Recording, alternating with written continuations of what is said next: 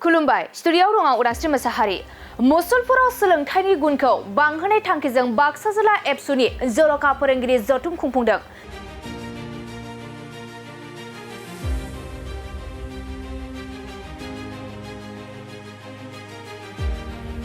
माखासे बोसोर समफोरनिफ्रायनो एबसुआ बर' हारिनि थैनाय थांनायखौ लानानै थाद'नाय गैयै खामानि मावबाय थानायखौ नुनो मोनबोदों। बेबादिनो सोलोंथाइ बिथिंखौ गोख्रों खालामनायनि थांखिजों फरायसाफोरनि गेजेराव गुनगोनां सोलोंथाइ होनाय थांखिजों गुनगोनां सोलोंथाइ बोसोर फोसावनायनि गेजेरजों गोख्रै खामानि मावबाय थानायखौबो नुनो मोनबोदों।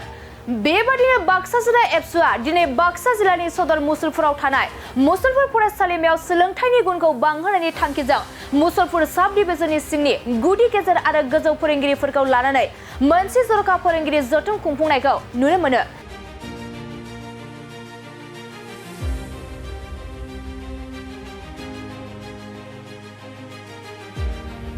बाक्सा जिल्ला एबसुनि लोगो आफादगिरि हांगामा बर'नि मेल सामलायनायाव बे सावराय जथुम्मायाव गाहाय आलासि महरै बाहागो लायो मिरु दुलाराय एबसुनि आफादगिरि दिपेन बर'आ।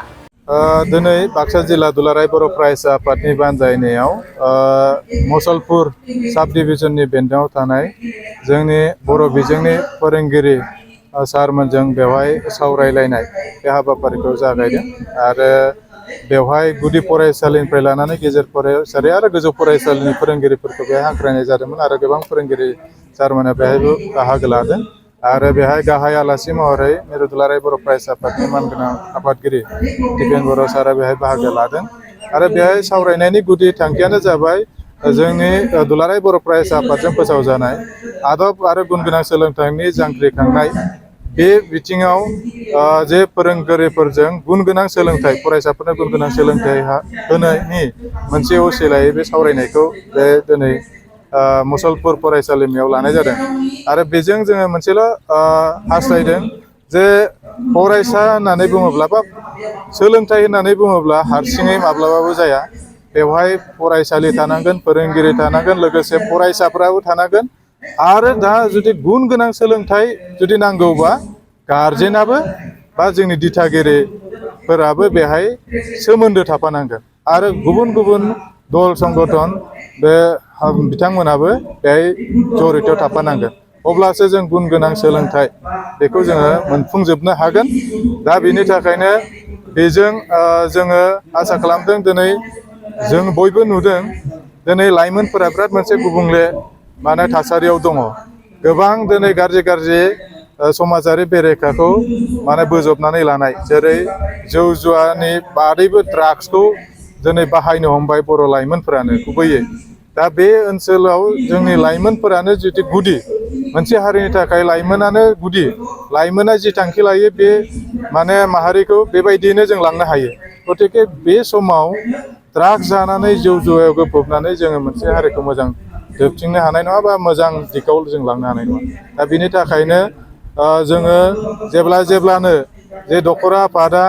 माब्लाबा लाइमोनफोरखौ एसे बोखांनाय जायो बा एसे सोंदावनाय जायो, हमनानै लाबोनाय जायो, बेवहाय जों मोनदांदों गासिबो हाइ स्कुल हाइ सेकेन्डारिनि फरायसाफोर गोजा।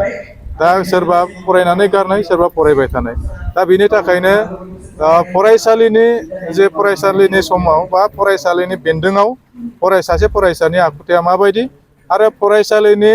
बेन्दोंनि बाहेरायाव थांबा बे फरायसालिनि आखुथाया माबायदि जायो, बे बाथ्राखौ जोङो फोरोंगिरि सारमोननिफ्राय जोङो मोनथिनानै लानो थाखाय बेहाय लेंहरनाय जादों। बेजों लोगोसे जोंहा फैबाय थानाय समाव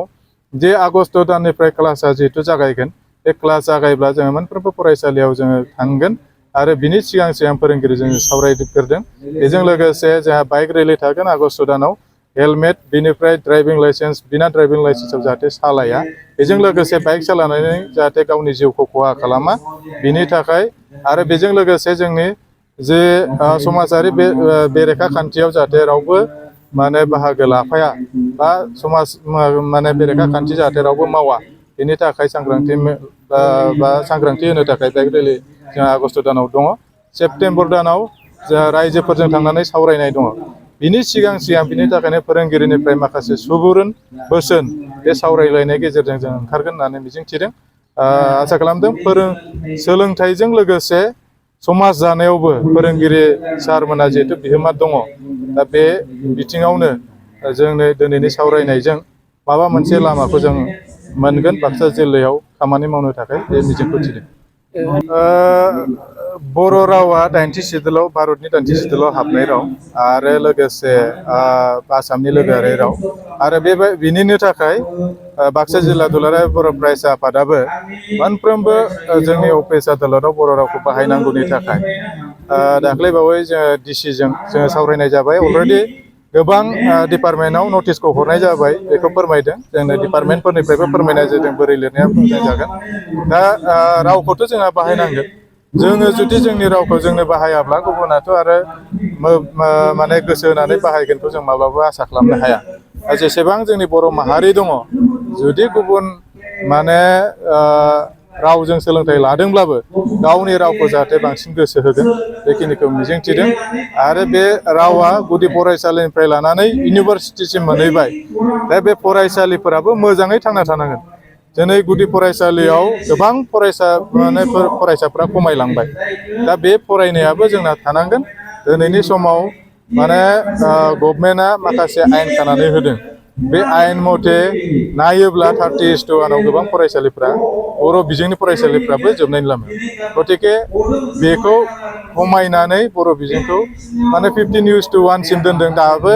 माने बिनि खमब्लाबो दाबो बेबायदि एक्सनखौ लाथ'वाखै गतिके जोङो जाहाथे सांग्रां जाग्रोनांगोन आरो बर' रावखौ बाहायहोनो थाखाय जोंनो नारसिननांगोन जोङो दुलाराय बर' फरायसा आफादनियावल' जाहाथे माने दायथ'खौ होनानै दोनब्ला जानाय नङा जोङो मेम'रेन्डाम होखानाय जाबाय आरो बिथांमोनखौ खावलायनाय जाखाबाय बेजों लोगोसे जोंनि साखाथियाव थानाय बर' जायफोर माने बर' रावखौ मोजां मोनग्रै बिथांमोनाबो जाहाथे नोजोर बोनानै होयो जायखौ जोङो जाहाथे फाहामनो थाखाय जों बयबो सेस्था लानो हायो बेखौ जोङो खावलायनानै दोनबाय।